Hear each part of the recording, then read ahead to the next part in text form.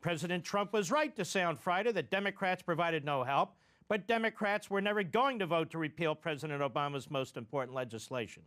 And that's no excuse. Republicans have campaigned for more than 7 years on repealing and replacing Obamacare, and they finally have a president ready to sign it. In the clutch, they choked. This doesn't repeal Obamacare, nitwits. It doesn't repeal Obamacare. These are the nitwits who write for the Wall Street Journal. They are corporatists. They're not constitutional conservatives. Every time there's a debt limit issue, they say, cave, cave, cave. Every time there's an issue of shutting down the government, which is really the only power Congress has to keep a president in check, cave, cave, cave.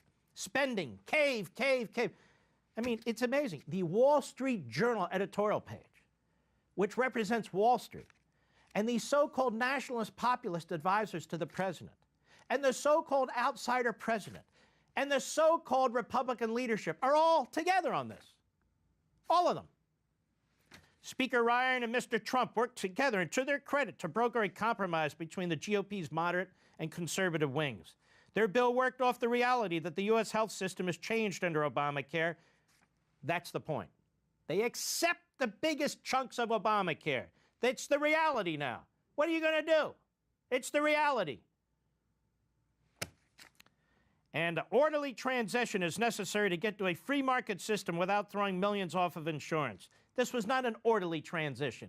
It was big, bloated, insatiable government replaced by big, bloated, insatiable government. The GOP also is a center-right coalition with competing views and priorities. The bill had flaws, but was the largest entitlement reform and spending reduction in decades. Now, where do they get the spending reduction from? The Congressional Budget Office, which they always mention, is now supposed to be hated.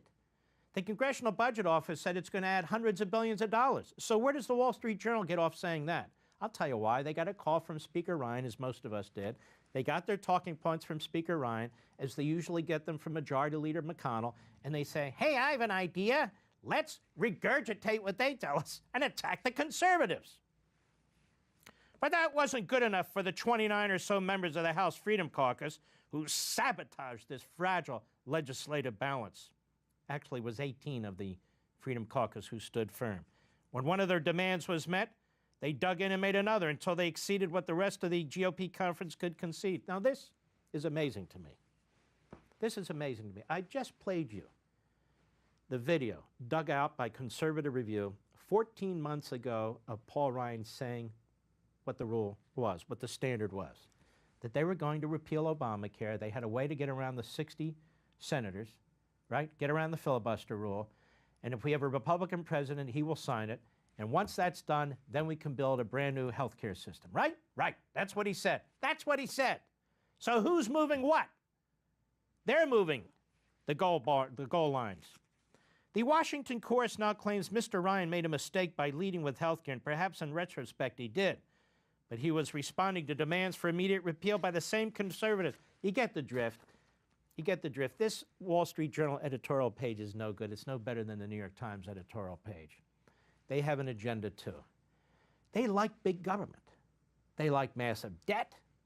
They like massive tax increases. They like, unless it touches the members of the U.S. Chamber of Commerce, then they don't like it. They like open borders. They're very, very liberal. Not libertarian. They're very, very liberal and becoming more so under the ownership of Rupert Murdoch, as far as I'm concerned. Now, I want to touch this piece too, Newt Gingrich. Newt Gingrich was on Fox and Friends this morning, and he had some very wise words for President Trump. Let's take a listen. Go ahead. Newt Gingrich, if you're the strategist and the president calls you tomorrow, turn the page on Obamacare and now focus on tax reduction, tax reform? No. I think they're going to, and I think that's wrong. Focus on infrastructure first, because you can reach out to every single Democrat on infrastructure. You can write a bipartisan bill that gets an enormous margin. Trump ought to want a Trump majority in the House of 300 plus. All right, stop. See, this is really pathetic. This is truly pathetic. Now we want a Trump majority. This is very Nixonian. So screw the conservatives, even screw the Republican Party, screw the people who we need a Trump majority. In order to get there, you got to lurch left. And what does that mean? Massive spending, massive debt, More of the same, on top of everything else. No talk here by this man about debt reduction or anything of the sort. You need a Trump victory. You need a Trump majority. No, it's the American people. We're the issue, ladies and gentlemen. It's our country. And it's not a question of Trump or Ryan or any of the rest of it. But we need a Trump majority here. And his idea, get the Democrats on board. How do we do it? How do you always get Democrats on board? Spend another $1 trillion. Now, you and I both know if Barack Obama, again, had proposed something like this, he would be jumping up and down, and all of us would be jumping up and down. But because now it's called a Trump majority, not massive, irresponsible, unconscionable debt on top of debt, more waste, more money going into the hands of potentates and states and localities to spend as they wish on God knows what, more of the same damn thing. Now we're told it's a good thing because Trump will get a majority, he'll get a victory. Abandon your philosophy. Abandon your principles, your beliefs. Kill the conservatives in the House and get this wonderful Democrat majority with Republicans. Go ahead. Majority in the Senate of 65 or so, not a Republican majority, a Trump majority. You're going to get far further down the road by doing infrastructure next. And then in the middle, you can also do tax reform in parallel. But they should be very, very excited about infrastructure reform. Wow. It's going to bring That's enough for him. Let me educate Newt Gingrich.